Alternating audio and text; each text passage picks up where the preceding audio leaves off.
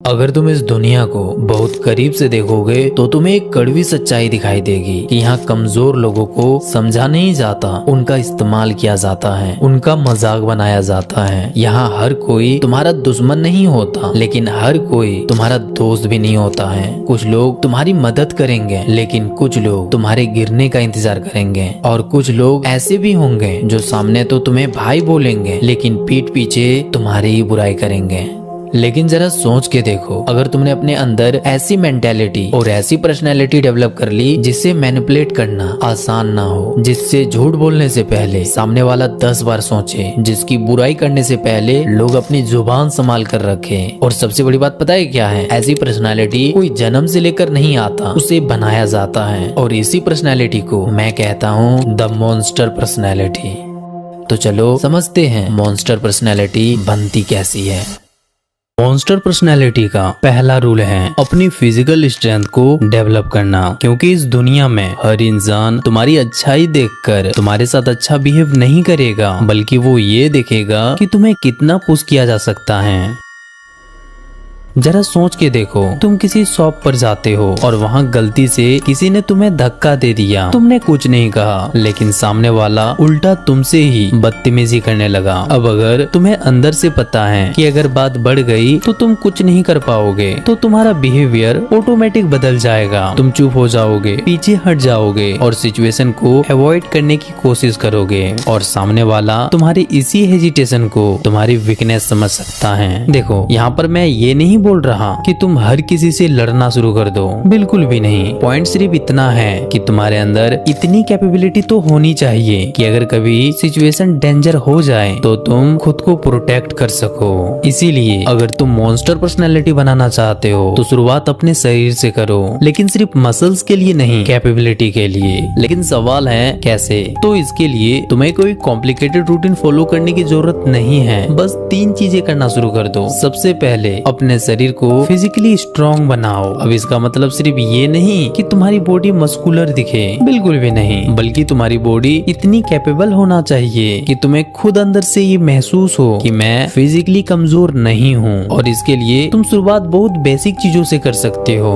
अगर जिम जा सकते हो तो जिम जाओ, नहीं जा सकते तो घर से शुरू करो। पुशअप्स, स्क्वाट्स या पुलअप्स जैसे एक्सरसाइज करना शुरू करो। अगर शुरू में 20 पुशअप्स नहीं हो रहे तो 5 से शुरू करो और फिर धीरे धीरे अपनी लिमिट बढ़ाते जाओ। बस एक बात याद रखना, शुरुआत में तुम्हें किसी से कंपटीशन नहीं करना है, बल्कि तुम्हें अपने पुराने वर्जन से आगे निकलना है। लेकिन सिर्फ ताकत होना ही काफी नहीं है। अगर थोड़ी सी फिजिकल एक्टिविटी के बाद ही तुम्हारी सांसें फूलने लगता है, तुम्हारी एनर्जी खत्म हो जाता है, तो फिर तुम्हें अपने शरीर की दूसरी चीज पर काम करना पड़ेगा, जो है स्टेमिना। क्योंकि असली स्ट्रेंथ सिर्फ ये नहीं है कि तुम कितना फोर्स लगा सकते हो, बल्कि ये भी है कि तुम उस स्ट्रेंथ को कितनी देर तक इस्तेमाल कर सकते हो। इसीलिए अपने शरीर की स्टेमिना पर भी काम करना शुरू कर दो। और इसके लिए भी कोई कॉम्प्लिकेटेड चीज करने की जरूरत नहीं है। बस रनिंग कर सकते हो तो रनिंग करो, साइकिलिंग कर सकते हो तो साइकिलिंग करो, या फिर कोई स्पोर्ट खेल सकते हो तो स्पोर्ट खेलो। बस ऐसी एक्टिविटी होनी चाहिए जिसमें तुम्हारा शरीर लगातार काम करे और धीरे धीरे तुम्हारी इंडोरेंस बढ़े। शुरुआत में ज्यादा करने की जरूरत नहीं है। अगर अभी 10 मिनट भी मुश्किल लगता है तो 10 मिनट से ही शुरू करो। और यहाँ भी वही रूल है, धीरे धीरे अपनी लिमिट बढ़ाओ। आज जितना कर सको, कुछ समय बाद उससे थोड़ा ज्यादा करो, क्योंकि जब तुम्हारा शरीर थकने के बाद भी काम करना सीखता है तो तुम अपने अंदर एक अलग तरह की एनर्जी डेवलप कर रहे होते हो। लेकिन यहाँ पर भी एक गलती कभी मत करना, स्ट्रेंथ और स्टेमिना के चक्कर में पॉइंट 3 को मत भूल जाना, जो है रिकवरी। देखो, तुम रोज वर्कआउट कर रहे हो, अपनी लिमिट पुश कर रहे हो, लेकिन अगर तुम्हारे शरीर को रिकवर होने का टाइम नहीं दे रहे हो तो तुम उसे स्ट्रॉन्ग बना नहीं रहे, बल्कि थका रहे हो। क्योंकि जब तुम एक्सरसाइज करते हो तो तुम्हारी बॉडी पर स्ट्रेस पड़ता है और उसे रिकवर होने के लिए टाइम चाहिए। इसीलिए ट्रेनिंग के साथ साथ अपनी नींद पर भी ध्यान दो, अच्छी और रेगुलर स्लीप लो। अपनी डाइट को बहुत ज्यादा कॉम्प्लिकेटेड मत बनाओ, बस इतना ध्यान रखो कि तुम्हारे शरीर को इनफ और बैलेंस न्यूट्रिशन मिलता रहे।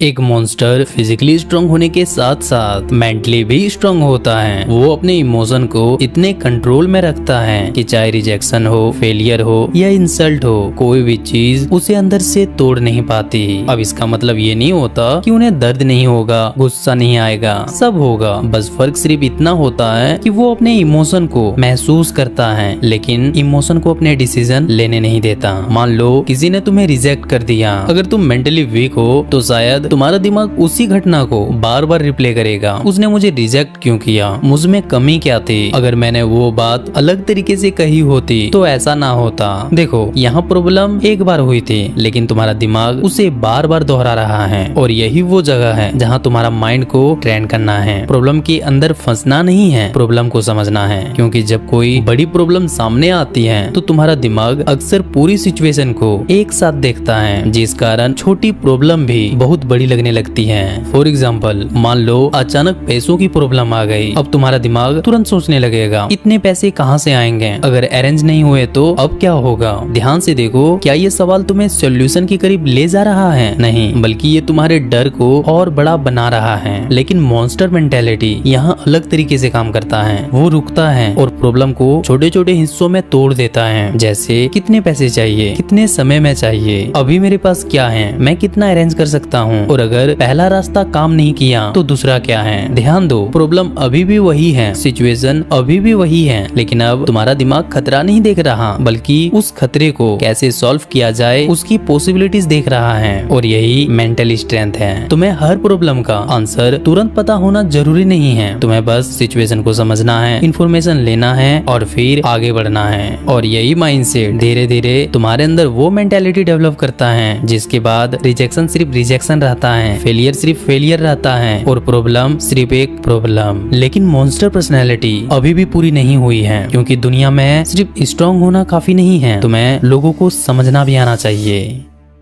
अब जरा सोच के देखो, तुम्हारी बॉडी स्ट्रांग है, तुम प्रेशर को हैंडल कर सकते हो, रिजेक्शन के बाद भी खुद को संभाल लेते हो, लेकिन फिर भी कोई बिना तुम्हें फोर्स किए तुम्हें अपनी बात मनवा लेता है। ना उसने तुम्हें धमकाया, ना ही तुम्हें फोर्स किया, लेकिन फिर भी तुमने वही किया जो वो चाहता था। ऐसा क्यों हुआ? क्योंकि उसने तुम्हारी स्ट्रेंथ को नहीं, तुम्हारी साइकोलॉजी को समझ लिया था। उसे पता था तुम्हें किस चीज की जरूरत है, तुम किस बात से जल्दी इन्फ्लुएंस होते हो, तुम किस चीज को लेकर इनसिक्योर हो और किस पॉइंट पर तुम अपना डिसीजन बदल देते हो। और सबसे डेंजरियस चीज हो सकता है तुम्हें खुद भी इसका एहसास ना हो। इसीलिए मॉन्स्टर पर्सनालिटी का नेक्स्ट लेवल है सिर्फ लोगों को समझना नहीं, पहले खुद को इतना समझना कि कोई भी तुम्हारी वीकनेस को डिस्कवर करके तुम्हारे अगेंस्ट यूज ना कर सके।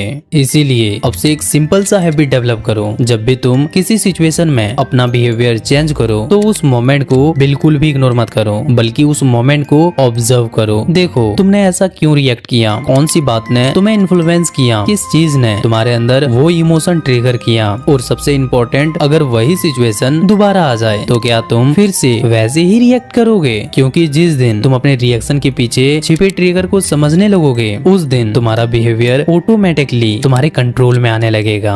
लेकिन सिर्फ अपने पैटर्न को समझना इनफ नहीं है, तुम्हें सामने वाले को भी समझना होगा। इसीलिए अब इसी ऑब्जर्वेशन को दूसरे लोगों पर अप्लाई करो, लेकिन एक इम्पोर्टेंट रूल के साथ। लोग क्या कह रहे हैं उससे पहले देखो वो बार बार क्या कर रहे हैं। फॉर एग्जाम्पल, मान लो कोई इंसान तुम्हारी बहुत तारीफ करता है, भाई तू ही सबसे इंटेलिजेंट है, तू ही ये काम सबसे अच्छा कर सकता है, और उसके तुरंत बाद तुमसे कोई फेवर मांगता है। अब इसका मतलब ये नहीं कि वो डेफिनेटली तुम्हें मैनिपुलेट कर रहा है। बस ऑब्जर्व करो, क्या वो सिर्फ तारीफ कर रहा है या हर तारीफ के बाद तुमसे कुछ एक्सपेक्ट कर रहा है। इसी तरह कोई तुम्हें बार बार किसी डिसीजन के लिए पुश कर रहा है तो सिर्फ ये मत देखो कि वो क्या रीजन दे रहा है, बल्कि खुद से पूछो, अगर मैं इसकी बात मान भी लेता हूँ तो एक्चुअल में बेनिफिट किसका होगा। देखो, तुम्हें उस इंसान को विलन डिक्लेयर नहीं करना है, तुम्हें सिर्फ पैटर्न नोटिस करना है। क्योंकि एक बार ऐसा होना इत्तेफाक हो सकता है, लेकिन बार बार रिपीट होने वाला बिहेवियर इन्फॉर्मेशन होता है, और यहीं से तुम्हारी ऑब्जर्वेशन और भी स्ट्रॉन्ग होती है। इसीलिए लोगों को देखते समय सिर्फ उनके वर्ड्स पर फोकस मत करो, बल्कि 3 चीजों को नोटिस करो, उनके वर्ड्स, उनके एक्शन और दोनों के बीच का डिफरेंस। जैसे कोई बोलता बोलता है मैं हमेशा तुम्हारे साथ हूँ, ठीक है। अब उसकी बात याद करने की जरूरत नहीं है, बस देखो जब तुम्हें एक्चुअल में उसकी जरूरत पड़ती है तब उसने क्या किया। कोई बोलता है मुझे तुम्हारी सक्सेस से बहुत खुशी होती है, ठीक है। बस ऑब्जर्व करो जब तुम उससे आगे निकलते हो तब उसका बिहेवियर कैसा होता है, क्योंकि लोगों को समझने का बेस्ट तरीका ये नहीं है कि वो अपने बारे में क्या बताते हैं, बल्कि ये देखना है कि वो बार बार क्या प्रूव करते हैं। अब ध्यान से देखो, पहले तुम्हारा माइंड दूसरों के बिहेवियर पर रिएक्ट करता था, अब तुम्हारा माइंड उस बिहेवियर को एनालाइज करेगा और ये छोटा सा डिफरेंस तुम्हें मैनिपुलेट होने से बचाएगा। और जब तुम अपनी बॉडी को स्ट्रॉन्ग, अपने माइंड को स्टेबल और अपनी साइकोलॉजी को अवेयर बनाना शुरू कर देते हो, तब मॉन्स्टर पर्सनालिटी का एक्चुअल मीनिंग समझ आता है कि बॉडी इतनी स्ट्रॉन्ग हो कि तुम खुद को प्रोटेक्ट कर सको, माइंड इतना स्टेबल हो कि तुम खुद को कंट्रोल कर सको और अवेयरनेस इतनी स्ट्रॉन्ग हो कि कोई तुम्हें आसानी से कंट्रोल न कर सके।